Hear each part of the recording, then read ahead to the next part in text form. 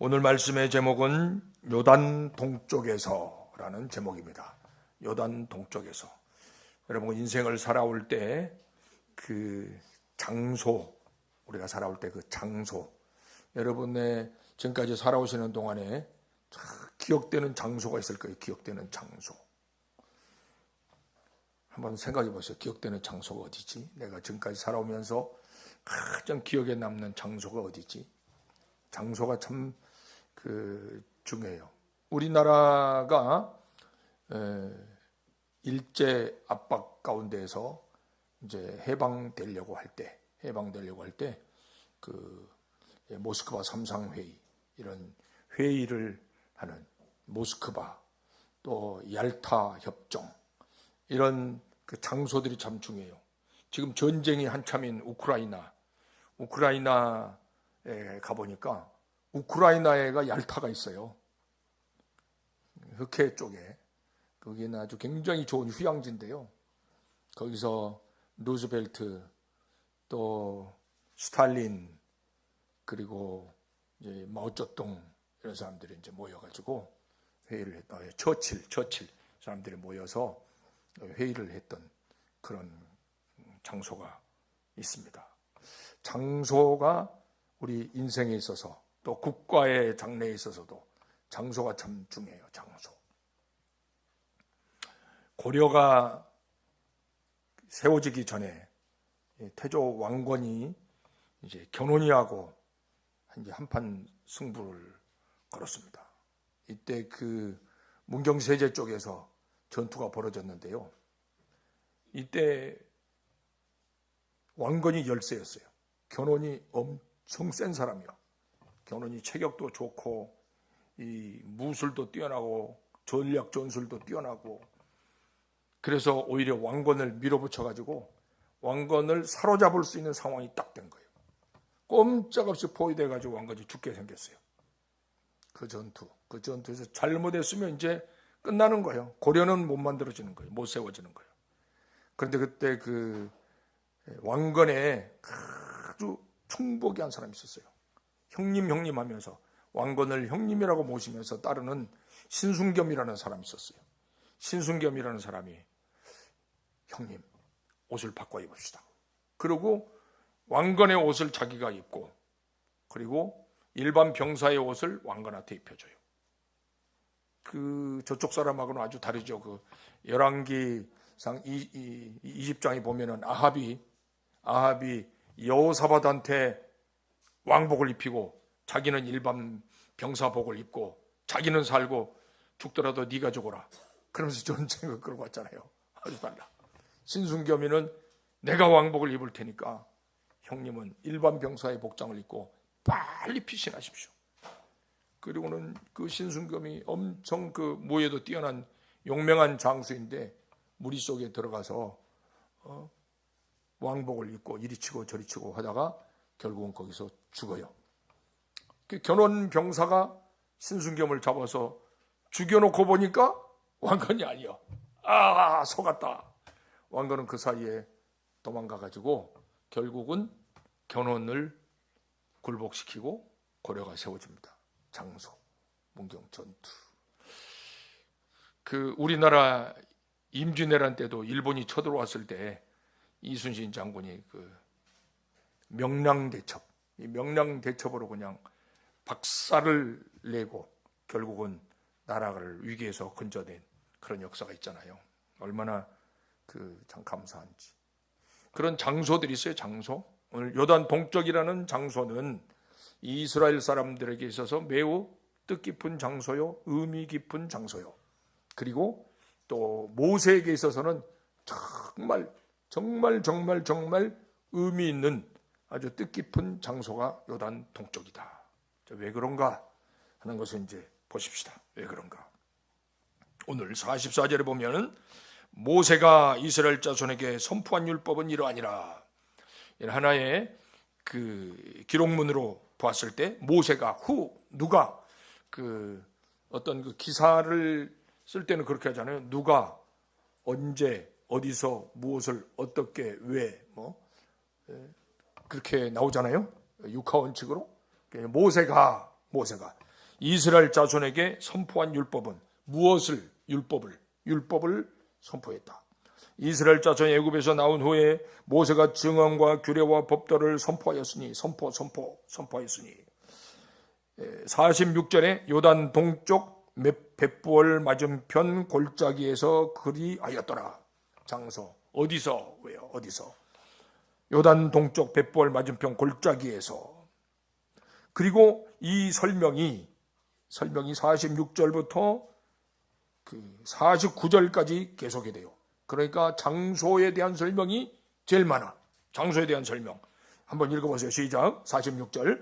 요단 동쪽 벳부얼 맞은편 골짜기에서 그리하였더라. 이 땅은 헤스본에 사는 아모리 족속의 왕 시온에게 속하였더니 모세와 이스라엘 자손이 애굽에서 나온 후에 그를 쳐서 멸하고 그 땅을 기업으로 얻었고 또 바산 왕 옥의 땅을 얻었으니 그 두 사람은 아모리 족속의 왕으로서 요단 이쪽 해 돋는 쪽에 살았으며 그 얻은 땅은 아르논 골짜기 가장자리의 아로레에서부터 시온산 곧 헤르몬산까지요. 요단 이쪽 곧 그 동쪽은 아라바니 비스가 기슬 아래 아라바의 바다까지이니라. 아멘. 그러니까 46절부터 그 땅에 대한, 그 요단 동쪽 그 땅에 대한 모세가 율법을 선포한 그 땅에 대한 설명이 이렇게 길어요. 이 땅은 원래 누구의 땅이었다고요? 아모리 족속의 시혼, 아모리 족속의 왕 시혼, 그리고 바산 왕 옥, 바산 왕 옥도 아모리 족속이에요. 같은 아모리 족속. 그런데 어마어마하게 큰 거인들입니다. 이 사람들의 이 바산 옥의 절침상은 그 9규빗이라고 그랬어요. 9규빗이고 또 길이가 9규빗이고 폭이 4규빗이라고 그렇게 표현이 되고 있습니다. 여호수아에 보면 그렇게 표현이 되고 있어요. 그런데 그렇게 거인이 이끄는 군대이지만은 모세가 파송한 여호수아 장군 앞에서 박살이 났다. 완전히 전멸이 됐다. 그런 것입니다. 그래서 그런 땅이다. 그런 땅. 그리고 헤르몬산은 그 유명한 산이잖아요. 헐몬산이라고. 시편 133편에 보면은 형제가 연합하여 동거하며 어찌 그리 사랑스러운지요. 그러면서 헐몬의 이슬이 아론 곧 그 제사장 아론의 수염에 흘러서 내린 것 같다. 그렇게 말하고 있습니다. 그러니까 헐몬의 이슬이 흘러내려서 온 땅을 비옥하게 만드는 요단 동편에 있는 비옥한 땅, 또 목축하기에 좋은 땅, 유목민인 이스라엘 사람들한테는 살기 좋은 땅, 비옥한 땅, 그런 땅입니다. 그 땅을 차지했다. 그리고 거기서 모세는 이스라엘 백성에게 율법을 선포한다. 율법을 가르치는 것하고 선포하는 것하고 같습니까? 다릅니까? 다르다. 가르치는 것은 이건 이런 겁니다. 저런 겁니다. 지적인 것을 이제 얘기하지만은 선포한다는 것은 반드시 이것을 듣는 사람이 이 말씀에 얽매여야 된다. 듣는 사람이 이 말씀에 순종해야 된다. 그런 의미가 있습니다. 자, 국가에서 헌법이 선포된다, 반포된다, 선포됐다. 그러면은 그 헌법은 그 나라 국민이면 대한민국 헌법이 선포되었으면 대한민국 헌법은 대통령에서부터 갓 태어난 어린이들까지 이 헌법을 지켜야 되는 겁니까? 안 지켜도 되는 겁니까? 지켜야 되는 겁니다. 지켜야 돼. 그런데 마음이 나쁜 사람들은 이 헌법을 이렇게 이용하고 또 저렇게 이용하고 그래서 자기들 유익한 대로 막 헌법을 조작을 하고 자기들의 권력에 유익한 대로만 써먹으려고 하는 것인데 국민들은 정신을 똑바로 차리고 누가 정직한가, 누가 똑바르게 가고 있는가 이런 것들을 잘 보고 하나님 보시기에 합당한 사람이 이 사람이겠구나. 그걸 판단을 잘 하셔야 됩니다, 여러분. 판단을 잘못하면은 결국 내가 사는 땅이고 내 후손에게 물려줘야 될 땅인데 그런데 지도자를 잘못 선택해 놓으면은 나는 이제 우선 제 입장에 봐서 나는 이제 7학년이 넘었으니까 이 세상에서 이제 얼마 안 살고 가면 되는 거야. 그런데 내 자녀들, 손자녀들, 이들이 이제 이 땅을 이어받아서 살아야 될 텐데 좋은 지도자가 아닌 사람이 지도자가 되어지게 되면은 이 땅이 얼마나 고통스럽겠느냐 그 말입니다. 우리는 5,000년 역사 속에서 그런 일들을 많이 겪었잖아요. 이 5,000년 역사 속에서 어쩔 때는 몽골에 그냥 복속돼 가지고 98년 동안이나 몽골 나라의 왕이 되려면 거기 가서 인사해야 되고, 몽골 왕의 그 공주들을 데려다가 왕비를 삼고, 그리고 왕의 이름도 예를 들자면 우리 뭐 고종 황제다, 무슨 세종대왕이다, 이렇게 그 자존감이 있는 칭호를 쓰지 못하고 충순왕이다, 충애왕이다, 충선왕이다, 충자를 붙여. 임금한테 무슨 충자를 붙이냐고요. 신하들이 임금에게 충성을 해야지. 근데 임금한테 충자를 붙이는 것은 너희 고려의 임금들은 원나라의 신하야. 그러니까 고려의 임금들은 원나라에 충성을 해야 돼. 그래서 충숙왕, 충선왕 이렇게 충자를 붙인다니까요. 이게 뭐냐고 이게. 그리고 우리 조선 때도 말입니다. 조선 때도 세자를 세우는데도 중국에 가서 허락을 받아 와가지고 비로소 세자가 돼요. 그러니 왕이 되는 건 더 말할 것도 없지. 그러면서 얼마나 그 매년 조공을 바쳐야 돼. 상납금. 매년 상납금을 바쳐야 돼.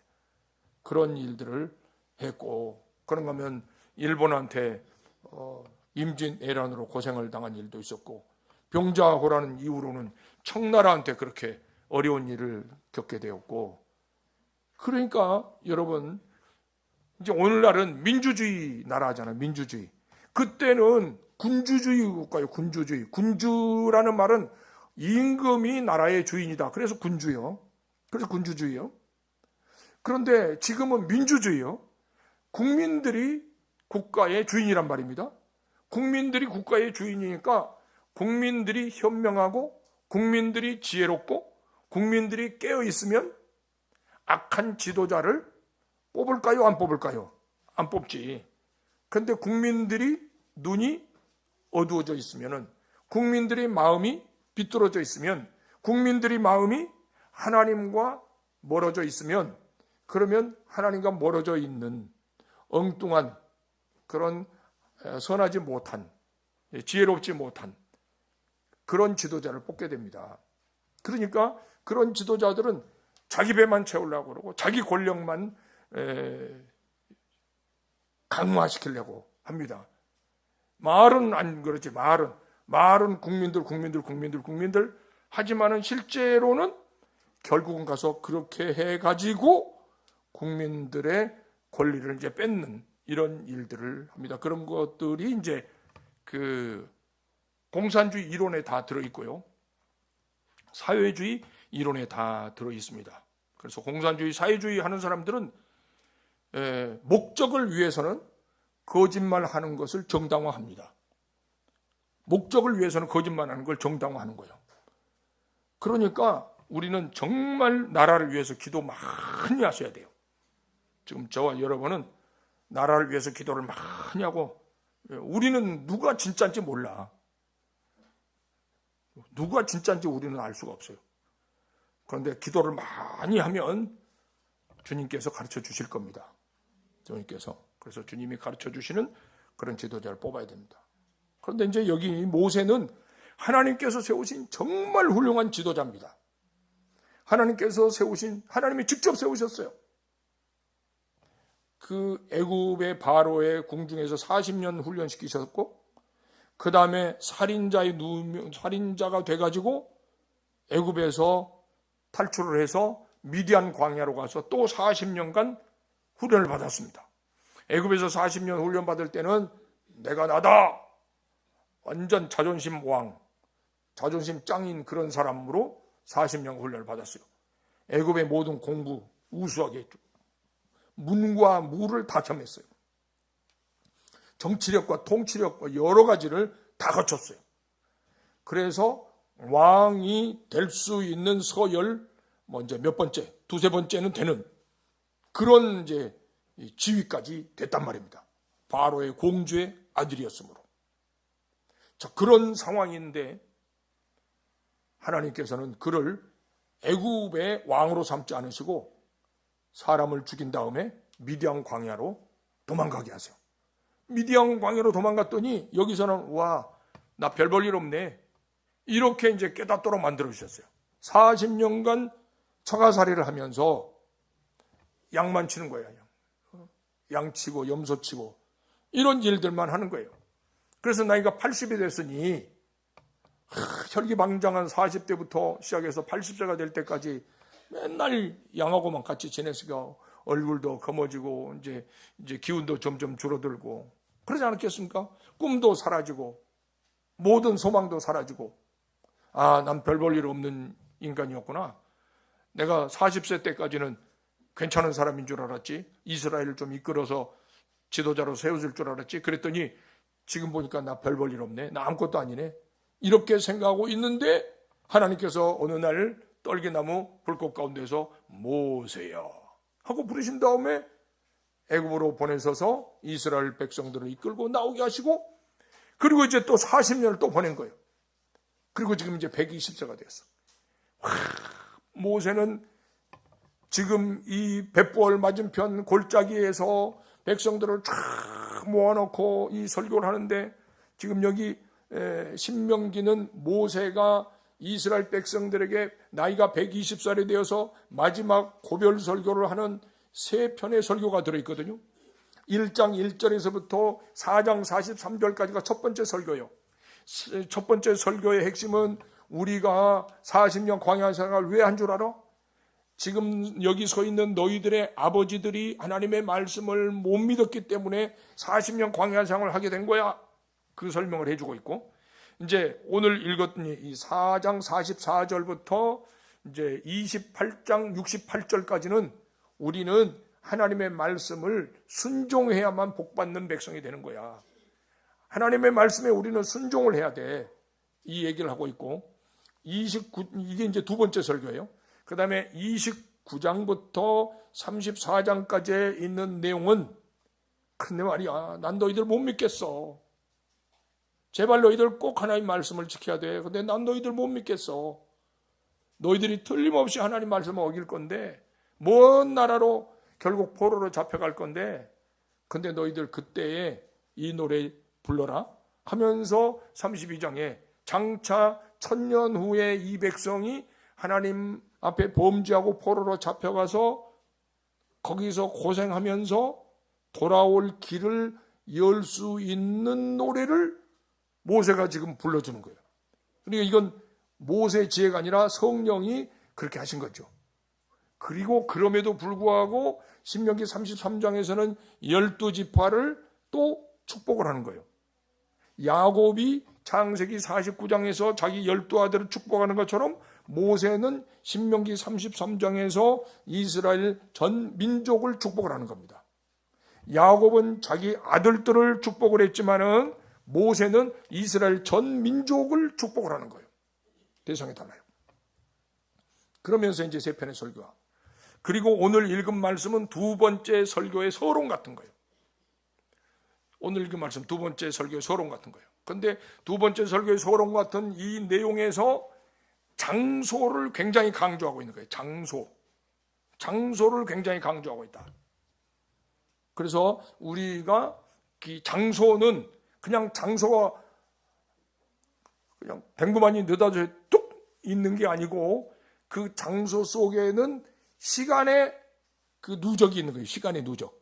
오늘 우리 성도님들이 오늘 2025년 5월 14일 저녁 7시 30분 성광교회 예배당에 나오셔서 예배를 드리고 있는 오늘 이 자리에 오기까지는 여러분들이 태어나서부터 지금까지 삶의 누적들이 지금 오늘 여기 뭉쳐 있는 거라고요. 이 시간에 이 예배 자리에 있지 못한 사람들도 있어요. 그렇죠? 어떤 이유로든지 직장 일로든지 가정 일로든지 건강상의 문제로든지 이 자리에 오고 싶어도 못 오는 분들이 있는데 여러분들은 지금 이 자리에 와서 예배에 참석하고 계시는 거예요. 진짜 복된 거예요. 이 장소가 아주 복된 거예요. 그래서 지금 모세가 이 벳볼 맞은편 이 요단 동쪽 여기서 이 율법의 말씀을 선포했다. 자, 굉장히 중요한 핵심은 율법을 선포했다는 거예요. 율법을 선포했다.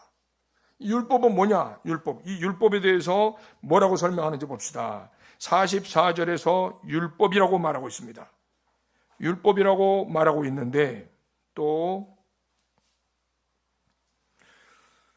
45절에서는 이스라엘 자손 애굽에서 나온 후에 모세가 증언, 규례, 법도, 그 율법 속에 증언, 규례, 법도가 들어가 있는 거예요. 여러분, 율법을 히브리 말로는 토라라고 그래요. 토라. 그래서 이스라엘 백성들이 하나님 앞에 꼭 지켜야 될 것, 이것은 자기들 스스로, 우리 대한민국 헌법은 하나님이 내려주신 겁니까? 국민이 만든 겁니까? 국민이 만든 거. 국민의 대표자들, 국회의원들이 헌법을 연구해가지고 이제 헌법학자들을 모아서 연구해서 이 헌법을 만든 거예요. 우리나라의 헌법은요, 전 세계 그 헌법의 흐름이 두 가지가 있는데요. 영미법이 있고 대륙법이 있어요. 영미법이 있고 대륙법이 있는데 우리나라의 헌법은 영미법 흐름을 따랐어요. 우리나라 헌법이 영미법 흐름을 따르게 된 데는요, 우리 성강교회 설립자이신 황병수 목사님의 사촌 동생이라고 황성수 목사님 얘기 많이 들어보셨죠? 그 황성수 목사님 법학자요. 황성수 목사님 유시버클리에서 법학 박사를 하셨거든요. 그분이 한국에 이제 그 해방되기 이전에 한국에 오셨어요. 그리고 이제 와가지고 그 헌법을 만드는데, 유진호 박사 이런 분들하고 함께 헌법을 만드는데, 우리나라 헌법이 영미법 체계로 만들어지도록 이제 그 기초를 하신 분이 황성수 박사님이에요. 본인이 직접 그 얘기를 하셔서 내가 얘기를 들었습니다. 그러니까 우리 성광교회는 틀림없이 나라를 위해서 뭔가 귀한 일을 하게 될 거예요. 이렇게 사촌끼리도 연결이 되고, 성경에도 보세요. 자, 모세가 있다. 모세 형 아론이 오른손을 한 손을 들어주고, 모세 매형 훌이 또 들어주고, 나중에 그 매형의 훌의 손자 누구? 훌의 손자 우리의 아들 부살렐이 성막을 건축하게 되고, 딱 이렇게 다윗 시절에도 보면은 그 다윗 주변에 그 형제들이 다윗의 왕권을 견고하게 하는데 다 이렇게 힘이 되고 그렇게 되는 모습들을 봅니다. 자, 아무튼 다시, 난 이렇게 옆가지 얘기들을 많이 해가지고 설교가 꼭 길어지는데 진짜 끝날 때까지 안 되네 이게. 끝날 때까지 간략하게 딱 줄기만 딱 얘기하고 끝낼 것이지, 내가 말하면서 내가 왜 이래 그런 생각 들어요.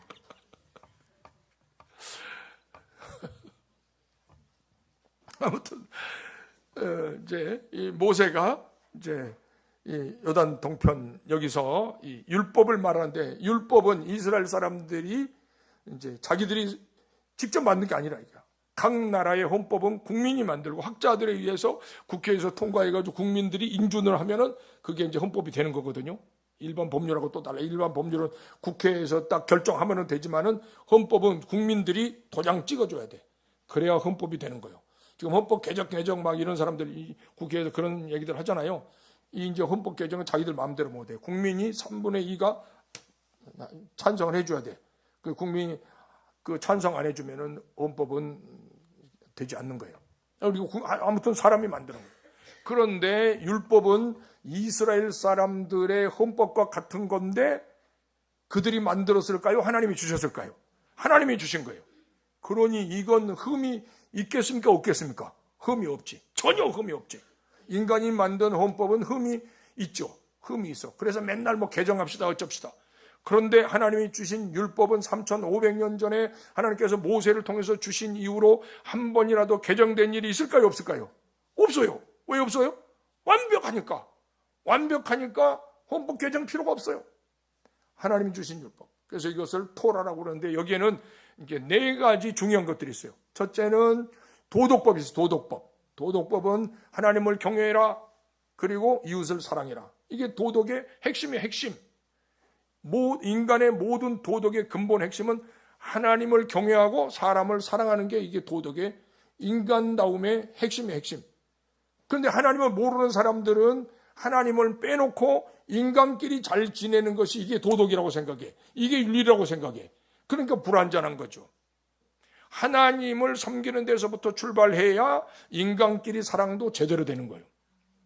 그래서 도덕법이 있고, 그 다음에 이제 제사법이 있어요. 제사법, 의식법, 번제, 소제, 화목제, 속죄제, 속건제, 위임제, 이런 제사들이 있는데 자기 마음대로 제사를 드릴 수 있을까요? 하나님이 하라고 하신 대로 해야 될까요? 하나님이 하라고 하신 대로 해야 돼. 제물도 하나님이 하라고 하신 대로 해야 되고, 제사를 드릴 때는 반드시 제사장이 있어야 되고, 그래서 하라고 하신 대로 해야 돼. 제사법이 있어요. 도덕법이 있죠. 제사법이 있죠. 그 다음에 이제 사람들끼리 이제 서로 지내면서 이제 거래를 하는데, 저울을 2가지 저울을 가지고 사용하면 된다, 안 된다? 안 된다. 모든 이런 인간관계에 있어서 필요한 인간관계의 그 윤리적인 그런 법들이 있는데, 이런 것들을 이제 국민법이라고 그렇게 말할 수 있습니다. 국민법. 그래서 이런 법들, 4가지 법들로 이제 구성이 되어 있는 이런 법들인데, 또 헌법에서 세상의 어느 나라의 헌법도 이 건강에 대한 것을 구체적으로 무슨 음식은 먹어라, 무슨 음식은 먹지 말라, 이런 헌법은 이 지구상에는 없어요. 그런데 하나님이 주신 헌법에는 무슨 음식은 먹어라, 무슨 음식은 먹지 마라, 이거 있을까요, 없을까요? 있어요. 있어. 그래서 4발 달린 동물을 먹을 때는 쪽발이 된 거다 하고 되새김질하는 것만 먹어라. 그렇지 않은 거 먹지 말아라. 또 새를 먹는데도 닭이나 이렇게 순한 것들은 먹지만은 육식하고 포식하는 이거 독수리나 부엉이나 이런 것들을 먹지 마라. 그리고 파충류 이런 것들을 먹지 마라. 물고기를 먹을 때도 빗늘이 있는 것과 지느러미 있는 것만 먹어라. 먹을 것에 대해서까지도 말씀을 해놓고 계세요. 그리고 건강법에 대해서도 말씀을, 건강. 몸에 옴이 나거나 또는 나병이 있거나 또 집에 나병이 있거나 이럴 때 어떻게 처리하라. 이런 법들이 레위기 13, 14장에 이렇게 나와. 심지어는 여자가 해산을 했을 때 남자아이를 낳으면 33일이 지나야 사녀를 깨끗하게 된다.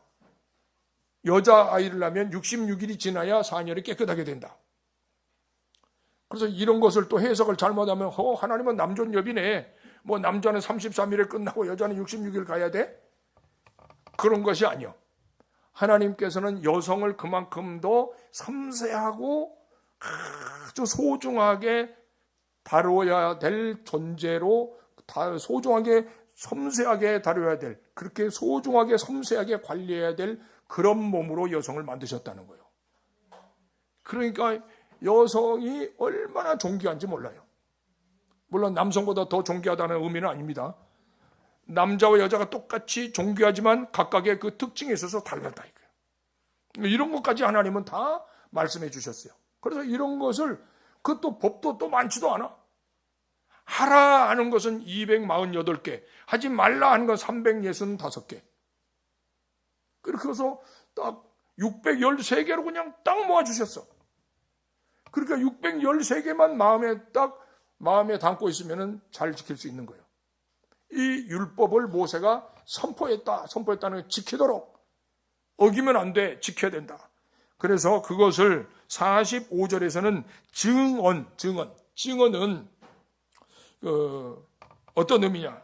증언이라고 하는 것은 히브리 말로는 에도트라고 하는데 하나님의 언약의 세부 규정인데 이 말씀을 어긴 사람들이 이런 일을 당했어 하는 것이 이제 그 40년 광야 생활에서 다 드러났어요.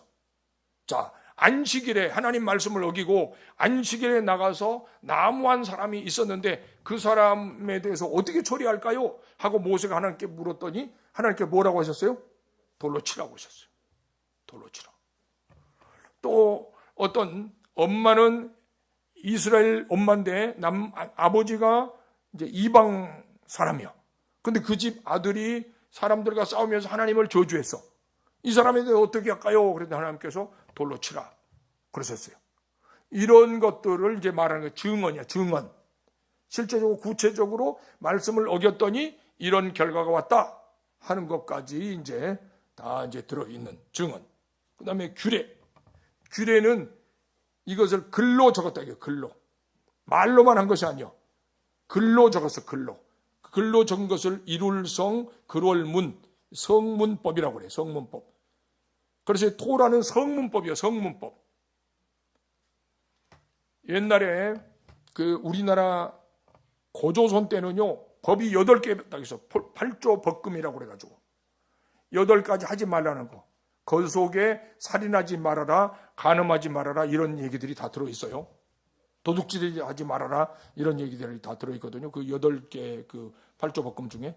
이게 이제 성문화, 글을 글로 딱 만들어서 이제 정했다. 그래서 이제 규례야. 법도. 법도라는 것은 무슨 뜻이냐? 법이라는 것은 그냥 지켜도 되고 안 지켜도 되는 게 아니야. 일단 법 이러면은 지키면은 그대로 가는 거고, 안 지키면 어떻게 될까요? 거기에 대해서 심판이 가고 형벌이 떨어지는 거예요. 이래서 그런 의미로 지금 이 율법은, 하나님이 주신 율법은 증언, 말씀에 불순종했을 때에 하나님이 징계를 내리시는 경우도 있고, 말씀에 순종했을 때는 약속하신 대로 복을 주시고, 그리고 이것은 말로만 한 것이 아니라 글로 분명히 성문화된 것이고, 그리고 이것은 반드시 순종해야 되고 불순종하는 자에게는 형벌이 가해지는 것이다. 이것을 이제 모세가 말했는데, 그럼 이 장소가 벳볼 맞은편, 이거는 원래는 아모리 왕 시온과 바산 왕 옥이 살던 땅이다. 그럼 이 사람들은 하나님을 경외했을까요? 안 했을까요? 하나님을 경외 안 하는 사람, 하나님 모르는 사람들이요.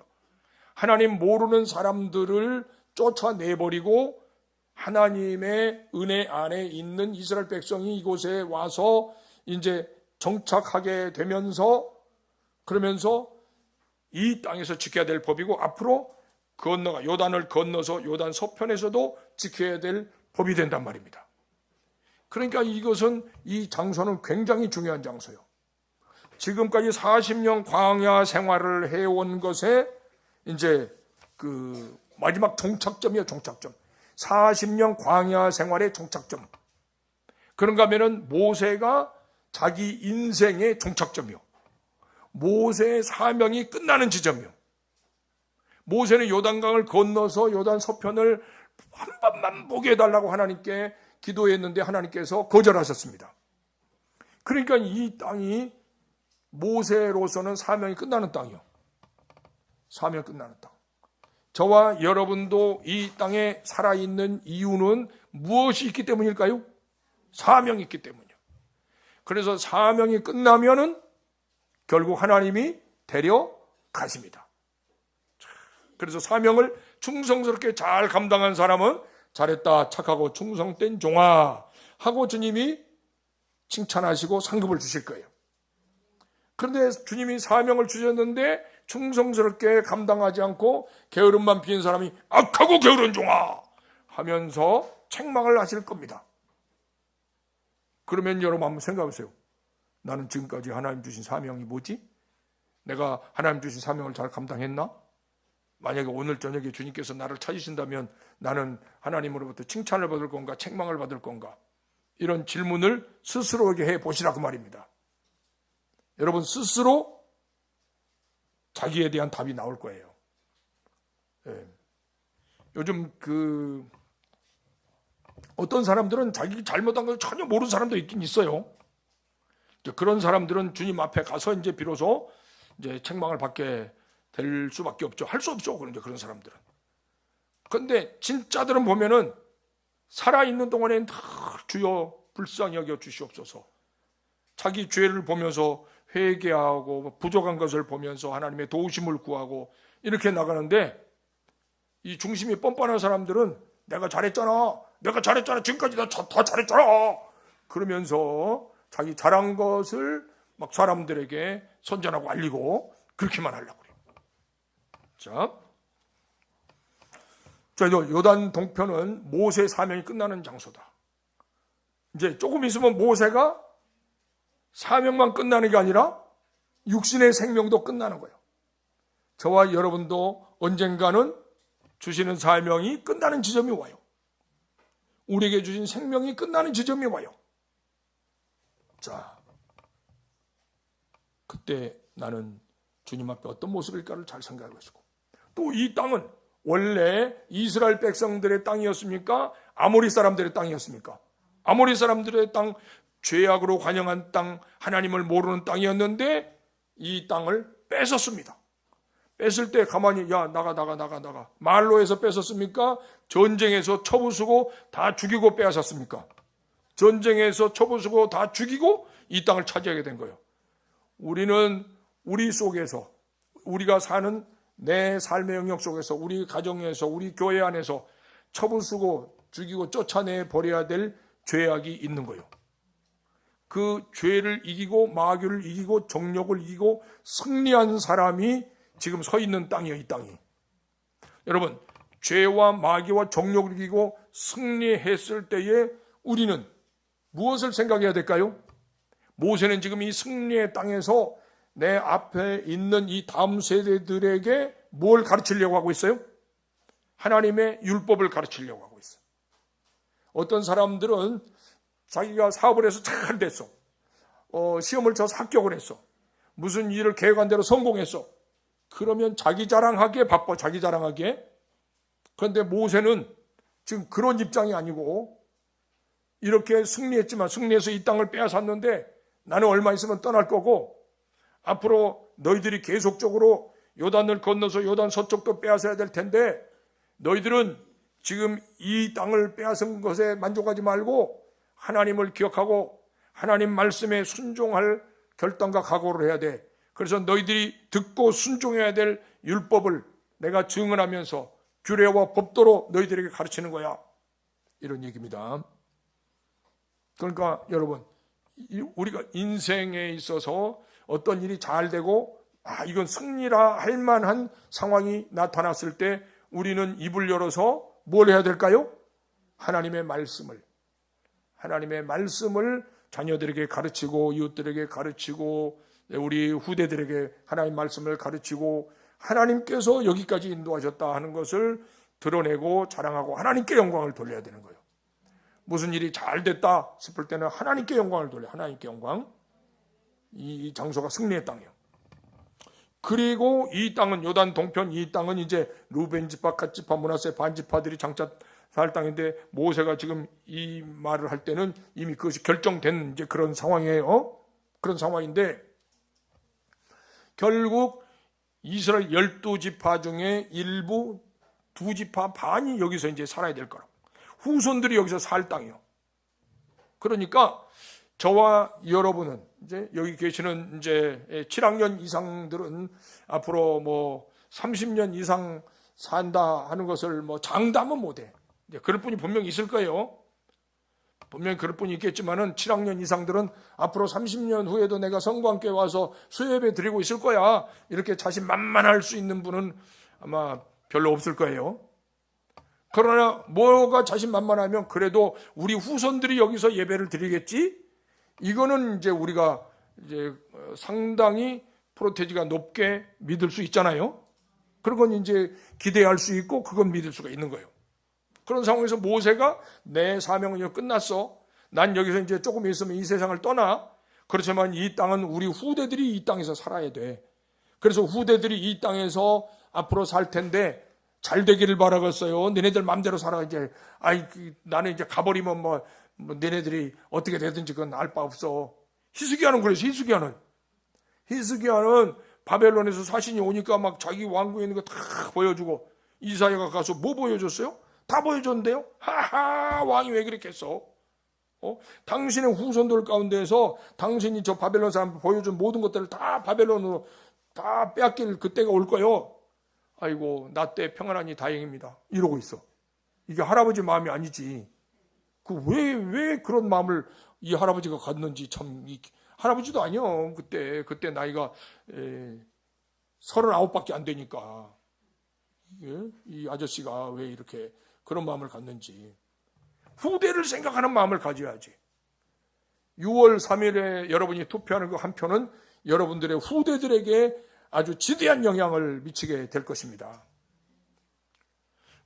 투표뿐만이 아니죠. 우리가 이제 꼭 투표는 많은 것들 중에 하나고, 우리가 법을 지키는 것, 우리가 국민으로서 세금을 내는 것, 또 교육을 시키는 것, 어떤 문화 활동을 하는 것, 이런 모든 것들이 다 우리 후대들하고 연관이 있습니다. 심지어는 집에서 이제 젊은 부부들은 집에서 남편과 아내가 어떤 부부간의 관계를 가지고 이렇게 대화 중에 또 행동 중에 어떤 모습을 자녀들한테 보이느냐, 이게 앞으로 여러분 자녀들에게 지대한 영향을 미칠 겁니다. 지난 주일 저녁 예배에도 제가 말씀을 드렸고, 아까 재생산 훈련 때도 내가 말씀을 드렸는데, 한번 세 번째 꼭 나이를 먹으면 이렇게 한 말을 또 세 번씩이나 하는데, 안 들은 분 때문에 꼭 염려가 돼서 그래. 안 들은 분 때문에.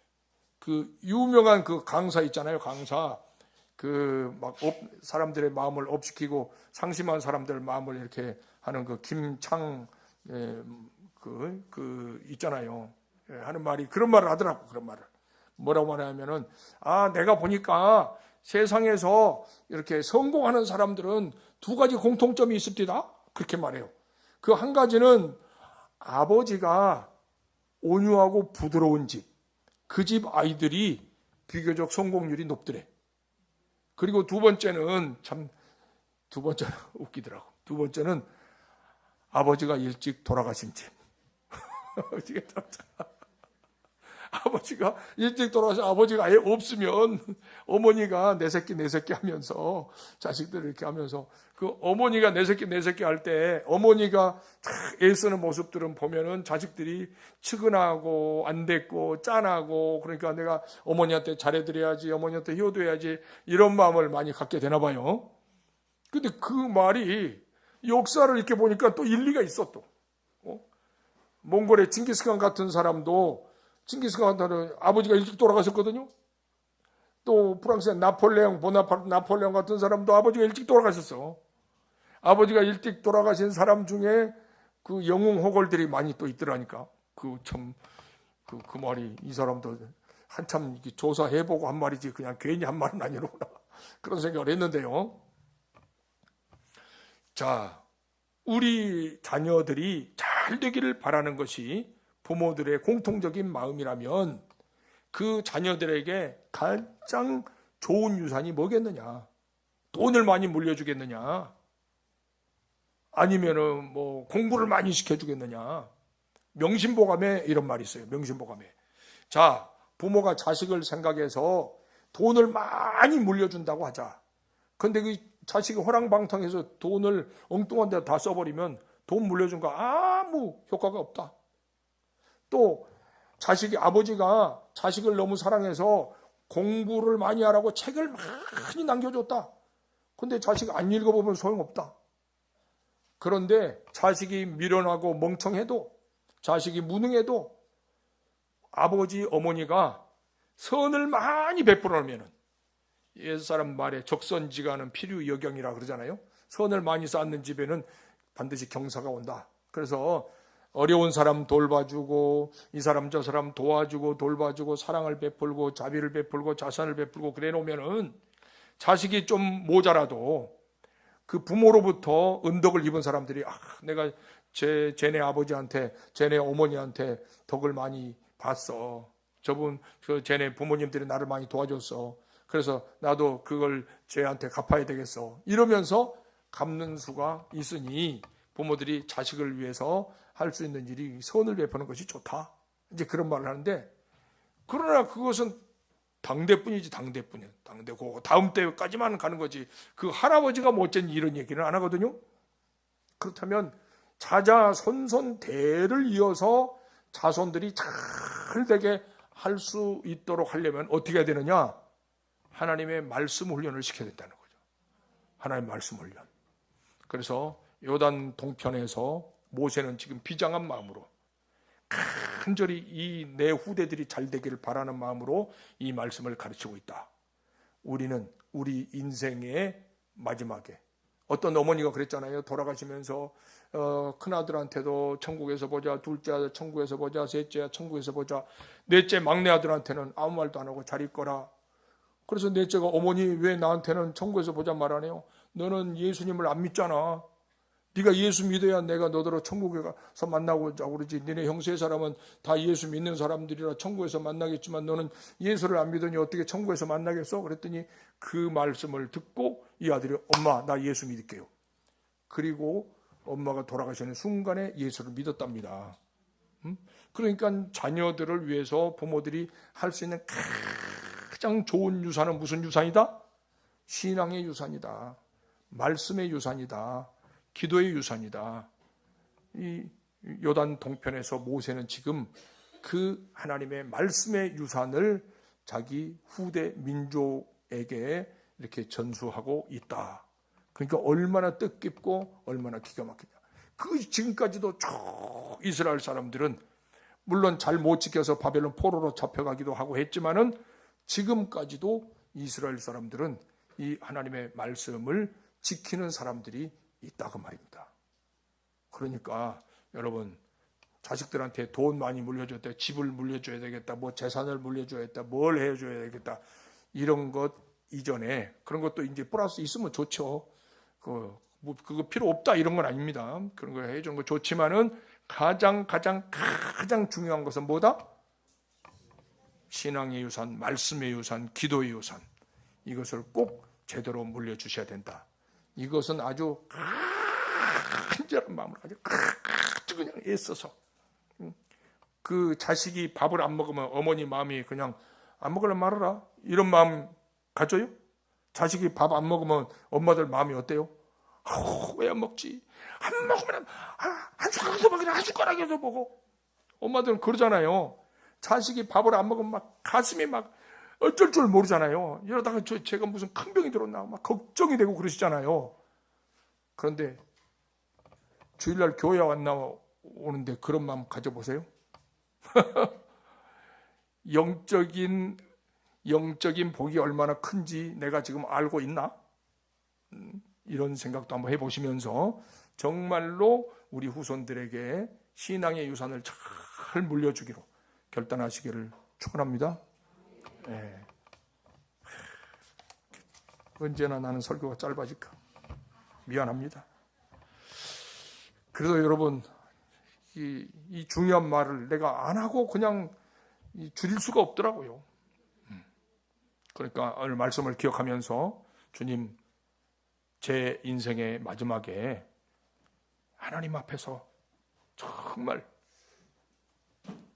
칭찬받을 수 있는 그런 모습이 될 수 있도록 나의 남은 생애를 인도해 주시고 그리고 내 후손들이 믿음으로 계속 이어져 나갈 수 있도록 은혜를 베풀어 주시옵소서. 그 기도를 꼭 먼저 하시고 그 다음에 아픈 분들을 위해서 우리 김종수 장로님의 어머니 잘 이렇게 정확한 진단이 나오고 정확한 처방이 되어서 잘 치료받을 수 있도록 위해서 기도해 주시고 그 외에도 또 몸이 아프신들 이렇게 그 암으로 고생하는 분들 우리 가족들 있잖아요. 위해서 기도해 주시고 사업하시는 성도들 위해서 우리 다음 세대들을 위해서 우리 교회 자란 사역자 자녀들 위해서 우리가 섬기는 선교사들의 사기 현장이 열매 풍성하도록 또 6월 3일 대선에서 꼭 하나님의 정의와 하나님의 공의를 실천할 수 있는 지도자를 세워주시고 이 나라를 하나님 앞에 부응하는 나라로 만들어 주시길 위해서 기도하시고 세계와 열방 가운데 고통 중에 있는 자들에게도 은혜 베풀어 주시기를 기도하시고 1분 동안의 이 모든 기도 다 마치시기를 바랍니다. 기도하겠습니다. 좋으신 하나님 아버지 감사합니다. 우리의 인생이 언제 끝날지 모르지만 언젠가 끝날 때 주님 앞에서 우리가 부끄러움 당하지 않고 칭찬과 상급과 면류관 받을 수 있는 그런 모습으로 우리 남은 생애를 살 수 있도록 도와주시옵소서. 모세의 인생을 마치는 그 시간이 참으로 의미 있고 보람 있는 것처럼 우리 인생도 그와 감히 비교할 수는 없지만은 그래도 주님 앞에 부끄러움 당하지 않을 수 있는 그런 저희들의 모습이 될 수 있게 하시고 우리의 인생의 마지막에 우리 자녀손들에게 하나님의 말씀을 유언으로 남길 수 있는 그런 아버지 어머니들이 될 수 있도록 은혜 베풀어 주시기를 원합니다. 성도들 가운데 몸이 아픈 이들이 있습니다. 일일이 다 어루만지시고 치료하시고 예수님의 채찍임하실 떨리신 보혈로 고쳐주시옵소서. 여러 가지 전염병이 사라지고 또 암세포들이 소멸되도록 도와주시옵소서. 김정수 장로님의 어머니를 만져주셔서 정확하게 진단하고 정확하게 처방이 나와서 잘 치료받고 완전히 속히 잘 회복될 수 있도록 은혜 베풀어 주시기를 원합니다. 우리 교회 사업하는 성도들의 사업이 본창에서 주의 일이 아름답게 쓰임받도록 도와주시옵소서. 우리 교회에서 섬기는 선교사들 사역의 현장이 열매로 풍성하게 하시고 우리 교회 자라는 사역자 자녀들 사역의 열매가 아름답도록 은혜 베풀어 주시옵기를 원합니다. 우리 교회와 한국교회 세계 열방의 교회들이 깨어 주님 오실 날을 준비하게 하시고 6월 3일 우리나라 대선이 있습니다. 하나님 뜻에 합당하고 하나님의 정의와 하나님의 공의를 세울 수 있는 지도자, 하나님을 두려워할 줄 알고 하나님 앞에 무릎 꿇어 기도할 줄 아는 지도자를 세우시고 정말 하나님 앞에 두려워 떨며 정말 국민을 사랑하며 권력에 중독되지 아니하고 하나님을 기쁘시게 하고 진정으로 국민을 사랑하는 그런 대통령이 세워질 수 있도록 은혜 베풀어 주시옵기를 간절히 바라고 원합니다. 아버지 영광 받아 주시옵소서. 세계와 열방 가운데 고통 중에 있는 여러 나라들이 있사오니 주님께서 어루만져 주시옵기를 간절히 바라고 원합니다. 오늘 이 가운데 있는 성도들의 모든 마음의 아픔을 다 치료하시고 위로하시고 회복시켜 주시옵고 남은 생애를 정말 주님과 함께 동행하는 아름답고 복된 생애로 살아가도록 도와주시고 우리 자녀 손들이 믿음의 물줄기 아름답게 흘러내려서 천대까지 은혜와 복을 받도록 도와주옵소서. 예수님 이름으로 간절히 기도드리옵나이다.